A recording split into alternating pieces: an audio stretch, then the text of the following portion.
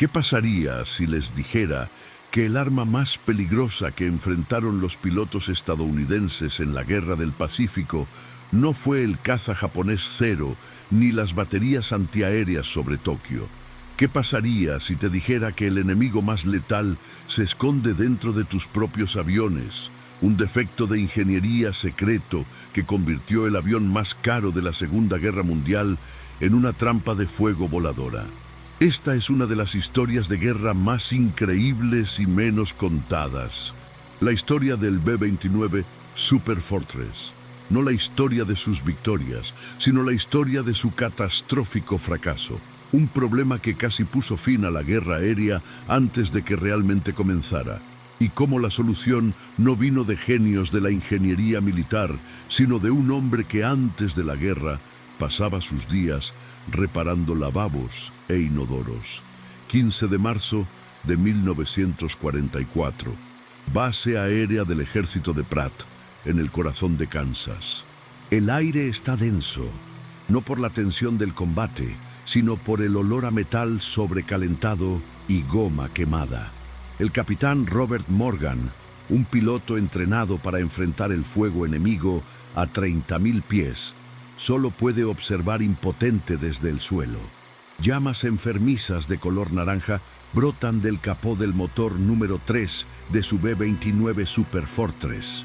El potente motor Wright R3350, una maravilla de la ingeniería estadounidense con 2.200 caballos de fuerza, se está devorando vivo.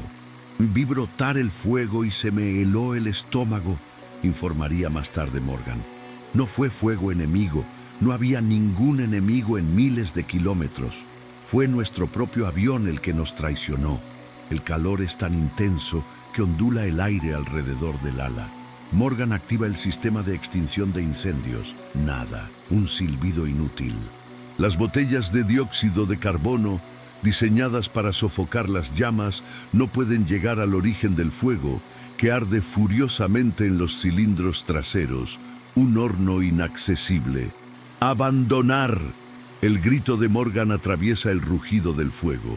La tripulación, entrenada hasta el cansancio para este escenario exacto, evacúa en 45 segundos. Cuando finalmente llegan los camiones de bomberos, ya es demasiado tarde. La viga principal del ala, la columna vertebral del avión, se derritió. Una máquina de $600.000, el equivalente a casi $10 millones hoy en día, es ahora un montón de chatarra humeante. Este no fue un incidente aislado, fue una epidemia. En Smoky Hill Airfield, otro B-29 se convierte en una antorcha en la pista. En Walker Field, 2 más se queman durante pruebas de rutina. En Great Bend, una superfortaleza explota durante el despegue, matando a los 11 miembros de la tripulación incluso antes de que abandonen suelo estadounidense. Las estadísticas fueron una pesadilla que mantuvo despiertos a los generales en Washington por la noche. De los primeros 175 B-29 entregados a las fuerzas aéreas, 60 fueron completamente consumidos por el fuego. Otros 47 sufrieron graves incendios en el motor, una tasa de fracaso del 35%. El general Henry Hap Arnold, comandante de todas las fuerzas aéreas, enfrentó una crisis que podría costarle la guerra. Le había prometido al presidente Franklin D. Roosevelt que sus B-29 estarían bombardeando Japón en junio de 1944. Pero a ese ritmo, el programa mataría a más tripulantes estadounidenses en accidentes de entrenamiento de los que los japoneses podrían matar en combate. Los pilotos, hombres valientes que no temían al enemigo, empezaron a temer a su propio avión. Lo apodaron el encendedor del $1.000.000, o más oscuramente, el funeral volador. ¿Pero por qué? ¿Qué estaba convirtiendo el arma más avanzada del mundo en su propia perdición?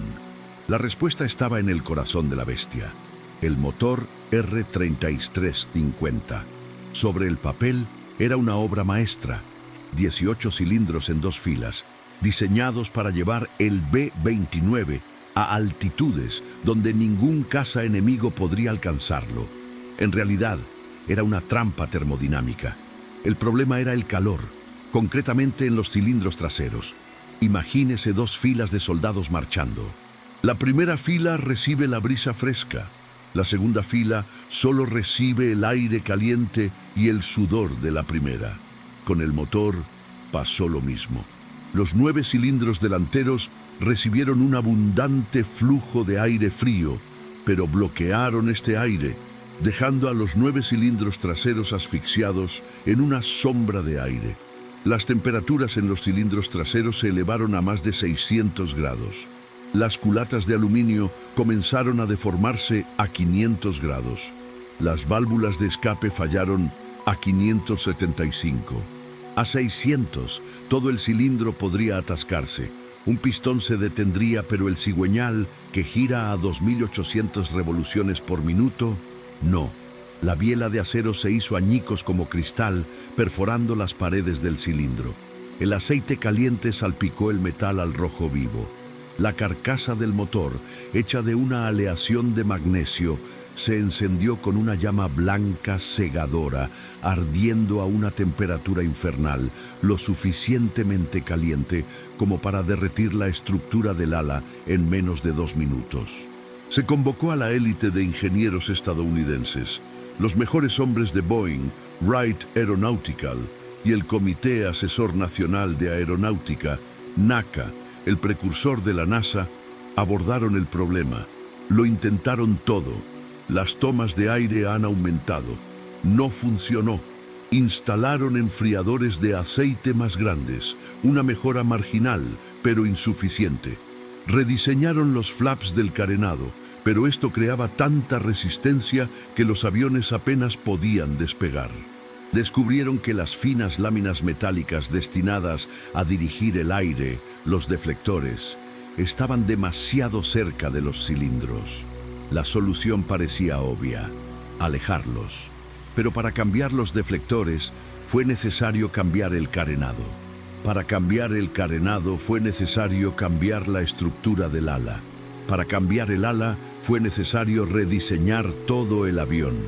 Boeing estimó que llevaría 18 meses y costaría $50 millones. El general Arnold no tenía 18 meses. La invasión de Europa estaba en marcha. La guerra en el Pacífico se intensificó. Ni siquiera tenía 18 semanas.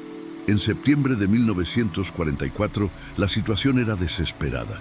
Las mentes más brillantes del país llegaron a una conclusión aterradora. El problema era insoluble. El motor era simplemente demasiado potente y demasiado caliente para el diseño existente. Las leyes de la física estaban en contra de ellos. Pero lo que nadie sabía, lo que ninguno de estos expertos con sus títulos y reglas de cálculo podía predecir, era que la respuesta no estaba en los laboratorios de investigación. Estaba en manos de un hombre que, en un hangar polvoriento de Kansas, miró ese motor y no vio ningún problema aerodinámico. Vio un problema de plomería. Su nombre era Antonio Balador. Para sus compañeros de hangar, él era simplemente Tony. Nacido en 1906 en el barrio Little Italy de Cleveland, Tony no era la imagen de un salvador del país. Dejó la escuela a los 14 años, no por rebelión, sino por necesidad. La familia necesitaba otro par de manos que los ayudaran a sostenerse. Su padre tenía un pequeño negocio de plomería y fue en los fríos y húmedos sótanos de Cleveland donde Tony aprendió su oficio. No aprendió en un aula con diagramas y teorías. Aprendió de los nudillos helados del invierno, el sabor a óxido en la boca y la lógica implacable del agua. Tony aprendió que el agua es honesta. A ella no le importan los proyectos ni las intenciones. Siempre sigue el camino de menor resistencia. Si quieres que ella vaya a algún lado, no la obligues. La invitas a entrar, creando un camino más fácil de seguir para ella. A los 20 años, él era el hombre al que llamaban otros plomeros cuando no podían resolver un problema. Un compañero de trabajo en ese momento, Luigi Moretti, recordaría décadas más tarde: Tony tenía habilidad con las tuberías. Las entendía. Cuando el agua no subía al tercer piso de un edificio antiguo, todos nos rascábamos la cabeza. Tony miraba, pensaba por un minuto y decía: aquí la presión está perdiendo. Necesitamos un poco de desviación para engañar al flujo. Y maldita sea, siempre funcionó. Cuando estalló la guerra en 1941, Tony tenía 35 años. Demasiado mayor para el combate, pero con un deseo ardiente de servir. Solicitó un trabajo en Curtiss-Wright, pensando que su experiencia con el flujo de fluidos podría ser útil. Fue asignado al mantenimiento de motores en la base de la Fuerza Aérea Pratt, Kansas. Nunca antes había tocado el motor de un avión. Su formación oficial fue un curso intensivo de 3 semanas, pero él conocía la corriente y cuando miró el motor R3350, realmente lo vio. No como un ingeniero que ve una máquina de precisión, sino como un fontanero que ve un sistema de agua defectuoso.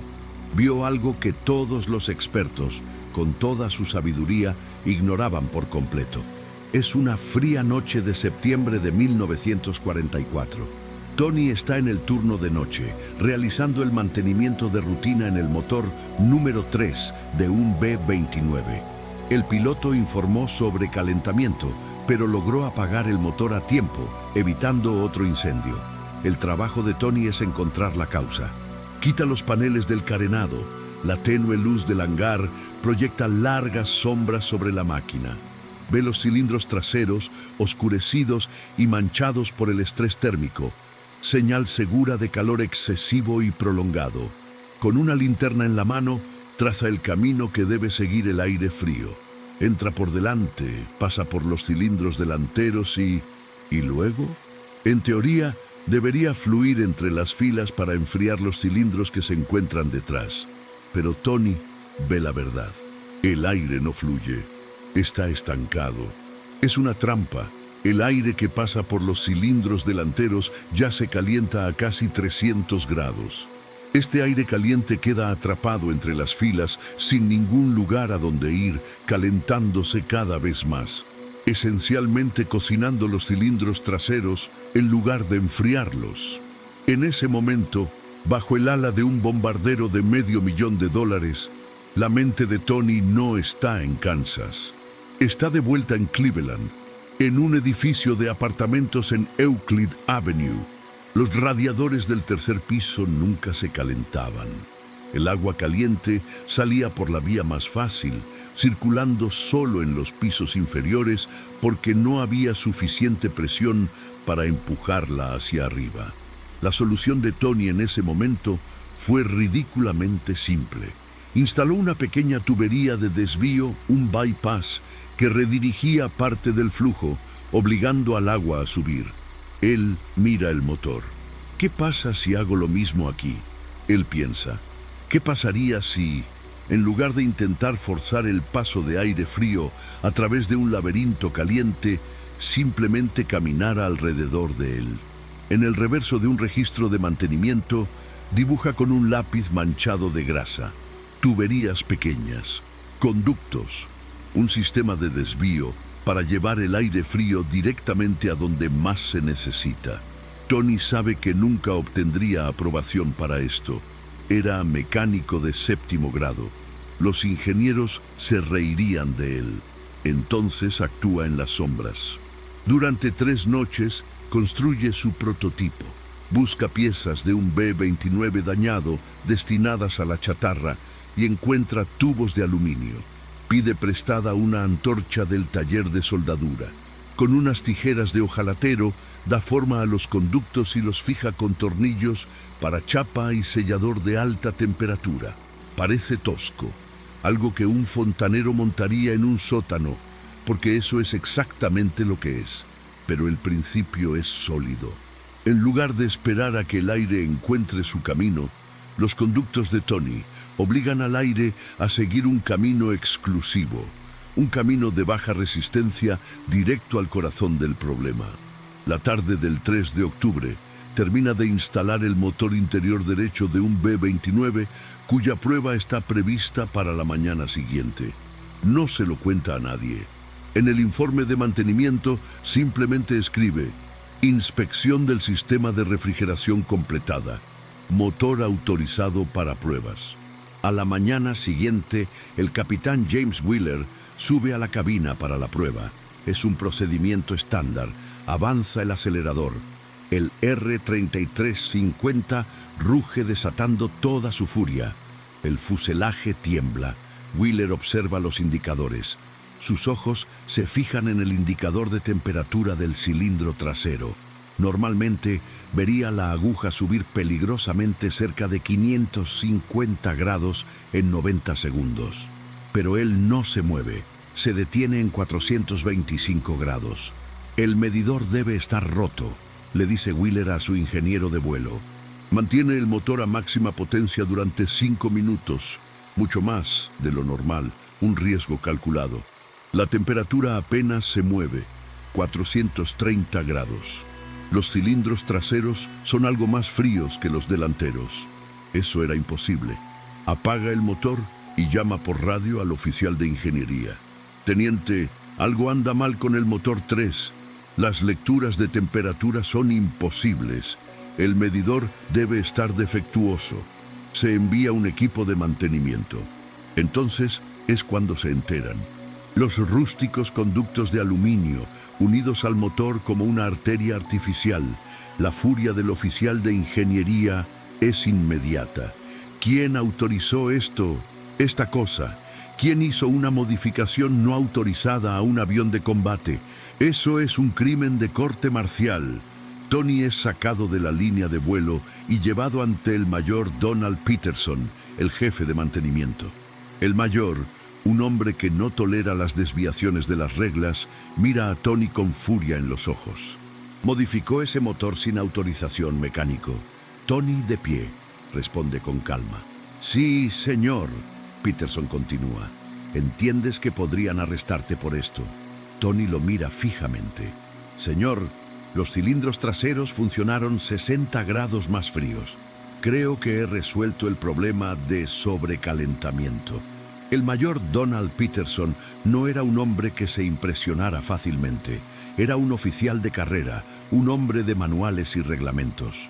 Y aquí estaba un mecánico, un civil uniformado, que no solo había roto todas las reglas, sino que ahora afirmaba haber resuelto un problema que estaba paralizando el programa de armas más caro de la historia de Estados Unidos.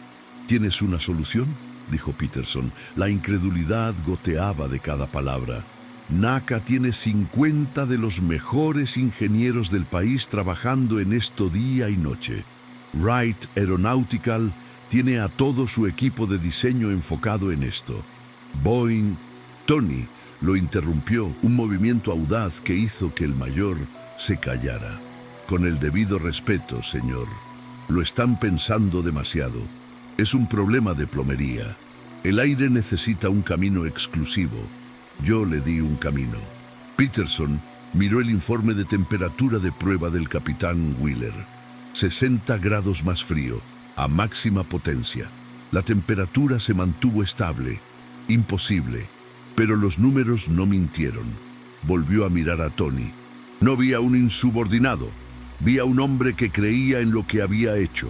¿Permiso para realizar otra prueba, señor?, preguntó Tony. Déjame demostrar que no fue una casualidad. 2 días después, el 5 de octubre de 1944, Tony Balador no está en un hangar, sino a bordo de un avión de transporte C-47 que vuela a Dayton, Ohio. En una bolsa de lona a sus pies están sus conductos de aluminio hechos a mano, sus herramientas. Está de camino a Wright Field, el centro neurálgico de investigación y desarrollo de la Fuerza Aérea. El mayor Peterson, dividido entre el protocolo y la evidencia innegable, envió los datos de la prueba con una nota breve y directa. Sistema de refrigeración R-3350 modificado mecánicamente. Se logró una reducción de temperatura de 60 grados. Se recomienda una evaluación inmediata. Cuando llega Tony, no lo llevan a un taller, sino a una sala de conferencias estéril. 12 hombres lo esperan alrededor de una larga mesa de caoba. Ingenieros de Wright Aeronautical, Boeing, NACA y oficiales de alto rango de la Fuerza Aérea se enteraron de la modificación del plomero.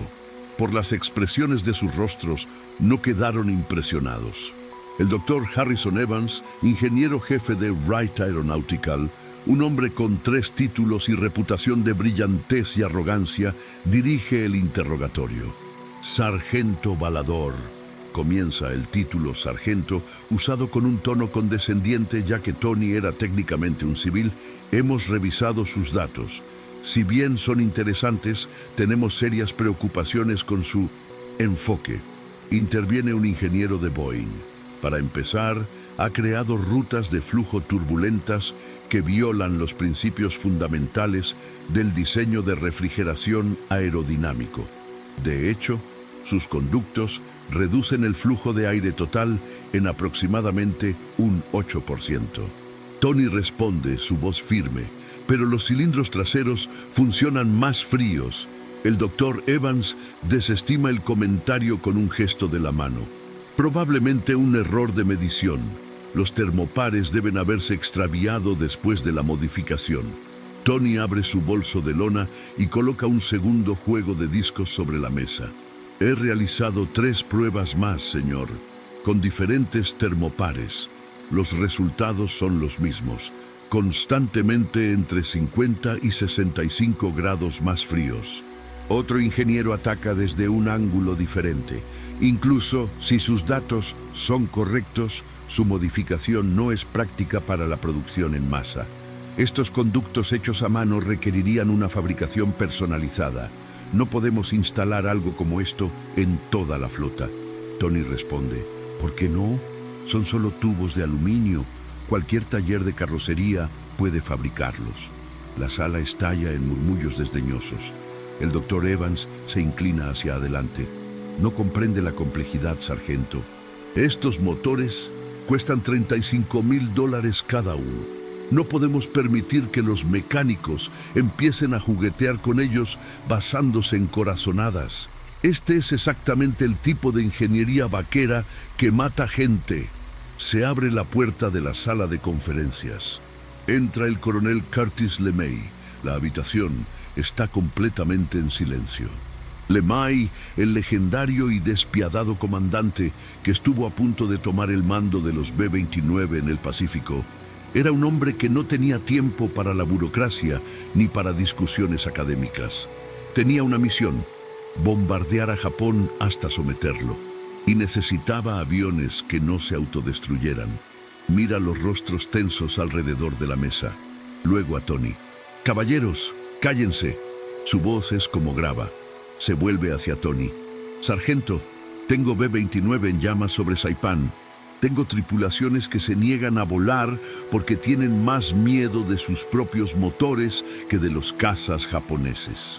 Ahora me está diciendo que puede arreglar esto con algunos tubos de aluminio». Tony lo mira fijamente. «Sí, señor». LeMay se dirige a los ingenieros. «Y estos expertos me dicen que no puede funcionar porque no fue diseñado correctamente. ¿Es eso?» «Sí, señor», responde Tony. LeMay luego fija su mirada helada en el doctor Evans. «Doctor, ¿cuánto tiempo lleva Wright Aeronautical trabajando en este problema de refrigeración?» Evans duda. «Desde principios de 1943, coronel. Unos 20 meses». LeMay no parpadea. «20 meses. ¿Y qué soluciones habéis implementado?» El silencio en la habitación es pesado. «Le hice una pregunta, doctor». Evans traga saliva. No en la medida que esperábamos, coronel». LeMay toma los registros de temperatura de Tony y los arroja sobre la mesa. El sargento Balador consiguió una reducción de 60 grados con tubos de aluminio. Lo hizo en un hangar durante la noche, utilizando piezas de desecho. Y usted, en 20 meses, no ha conseguido nada. Se pone de pie y su presencia domina la habitación. «Esto es lo que va a pasar. Tomarás la modificación del sargento Balador. La diseñarás apropiadamente. Harás tu análisis de tensión, tus pruebas de vibración, lo que sea que necesites hacer, y la pondrás en producción. No en 20 meses. No en 20 semanas, en 20 días. El doctor Evans palidece. Coronel, esto es imposible. LeMay se inclina sobre la mesa, su voz baja y amenazadora. Entonces será mejor que trabajes rápido, porque en 30 días voy a bombardear Japón con 500 B-29 y necesito motores que no se conviertan en bolas de fuego sobre el Pacífico. El sargento Balador te mostró cómo arreglarlos. Ahora, haz tu trabajo. Se da vuelta para irse, pero se detiene en la puerta y mira a Tony. Sargento, permanecerá en Wright Field como consultor. Y luego añade, y no permita que estos ingenieros compliquen demasiado las cosas. A veces, la solución más simple es la mejor. Lo que siguió en Wright Field fue uno de los maratones de ingeniería más intensos en la historia de la aviación. Bajo la implacable amenaza de la fecha límite de Curtis LeMay, los mismos ingenieros que se habían burlado de Tony ahora diseccionaron sus toscos conductos con la precisión de los cirujanos. Crearon dibujos técnicos, realizaron análisis de fluidos e instalaron sensores en cada centímetro del motor. El protocolo de pruebas fue brutal. El motor modificado funcionó a máxima potencia durante horas y horas, simulando las condiciones de combate más extremas. Los resultados dejaron a todos asombrados. Las temperaturas de los cilindros traseros no solo cayeron drásticamente, sino que se estabilizaron. La diferencia de temperatura entre las filas delantera y trasera, que anteriormente causaba averías catastróficas, se ha reducido a casi nada. El doctor Evans, el principal escéptico, repitió los cálculos 3 veces, convencido de que había un error. No lo hubo. Le preguntó a Tony casi desesperado, ¿cómo? Calculamos que tus conductos reducen el flujo total de aire. Mueves menos aire, pero obtienes una mejor refrigeración. Tony se encogió de hombros. No se trata de cuánto aire, doctor. Se trata de llevar el aire a donde necesita ir. En plomería, a veces es necesario restringir el flujo en un lugar para crear presión en otro. Es la misma idea. El 28 de octubre de 1944 se aprobó oficialmente la modificación. Boeing recibió los diseños y a las pocas semanas se cambió la línea de producción. En los manuales técnicos fue designado como Sistema de Enfriamiento de Derivación Balador. Pero para las tripulaciones, los hombres cuyas vidas dependían de él, siempre serían conocidos como los Patos Tony. 24 de noviembre de 1944, Saipán, Islas Marianas. El capitán Robert Fitzgerald se encuentra a los mandos del B-29, City of Los Ángeles. Su misión, bombardear una fábrica de aviones cerca de Tokio, en un vuelo de ida y vuelta de 3.000 millas sobre el océano.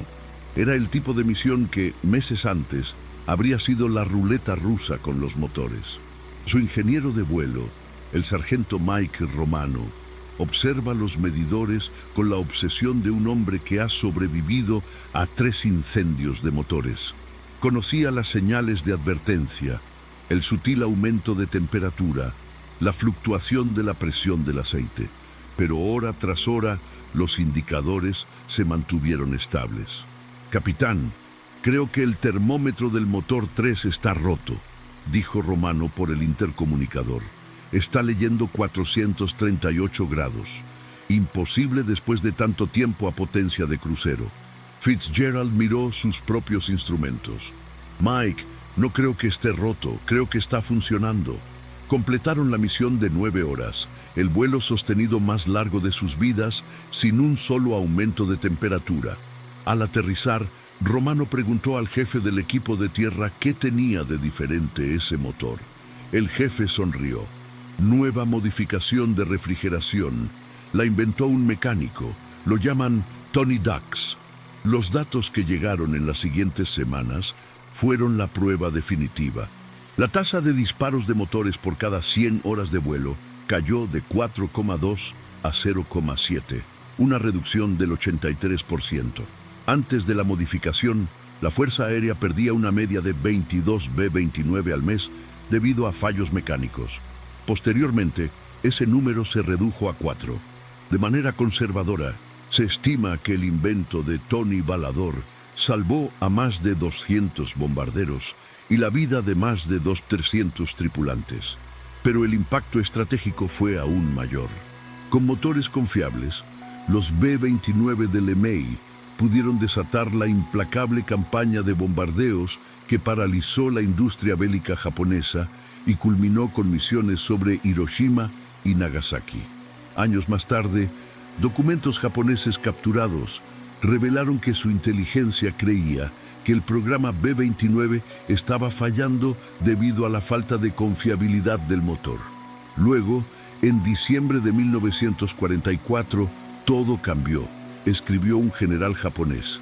Los B-29 llegaron en mayor número, sus motores ya no fallaban. Nos dimos cuenta de que habíamos perdido la guerra aérea. Junio de 1945. La guerra en Europa ha terminado y Japón está al borde de la rendición. Tony Balador está en Dayton, completando los trámites de baja para regresar a la vida civil. El ejército intenta concederle la medalla de elogio por su innovación técnica. Él la rechaza.